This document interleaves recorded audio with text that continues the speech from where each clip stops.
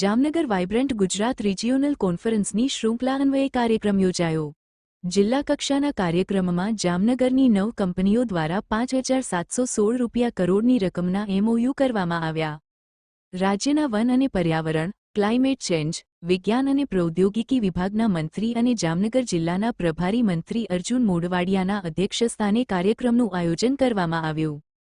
કાર્યક્રમમાં જિલ્લા ઉદ્યોગ કેન્દ્ર અને વિવિધ 9 કંપનીઓ વચ્ચે 5,716 કરોડની રકમના MOU એક્સચેન્જ કરવામાં આવ્યા હતા, જેના થકી અંદાજે 2100 જેટલા લોકોને રોજગારી મળશે। જામનગર જિલ્લો ઔદ્યોગિક દ્રષ્ટિએ અનન્ય સ્થાન ધરાવે છે।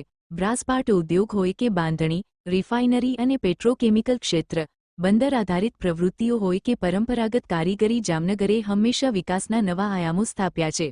અહીંના ઉદ્યોગ સાહસિકોની મહેનત અને કુશળતાએ જામનગરને બ્રાસ સિટી ઓફ ઇન્ડિયા તરીકે ઓળખ અપાવી છે। રાજકોટ ખાતે યોજાનાર વાઇબ્રન્ટ ગુજરાત રિજનલ કોન્ફરન્સમાં જામનગર જિલ્લાના ઉદ્યોગકારોને ભાગ લેવા અપીલ કરી। આપણા દેશના દરેક પ્રદેશની અલગ એક આગવી ઓળખ છે।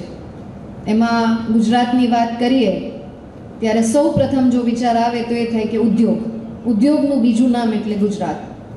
પણ આ એસેન્સને બૂસ્ટ મળે અને ગુજરાત સમગ્ર દેશ અને દેશની સાથે સાથે ગ્લોબલ ઉદ્યોગનું એપિસેન્ટર બને, એના માટે આપણે વાઇબ્રન્ટ ગુજરાત ગ્લોબલ સમિટ એ વખતના તત્કાલીન મુખ્યમંત્રી અને આપણા દેશના યશસ્વી પ્રધાનમંત્રી શ્રી નરેન્દ્રભાઈ મોદી સાહેબ દ્વારા 2003માં આ સમિટને શરૂ કરવામાં આવી। પહેલાંનું બટન ઉદ્યોગ હતો અને ત્યારબાદ બ્રાસના કારખાના આપણે બનાવવામાં આવ્યા અને એમાં જે નાના રોજમદારો કે જે જ પછી આ કારખાનાના ઓનર્સ બન્યા, ત્યારે ઘણા અનેક સંખ્યામાં ભૂમિએ નાના મોટા ઉદ્યોગકારોને એમની ઉદ્યોગ સાહસિકતા દર્શાવવા માટે થઈ અને મંચ પૂરું પાડ્યું છે।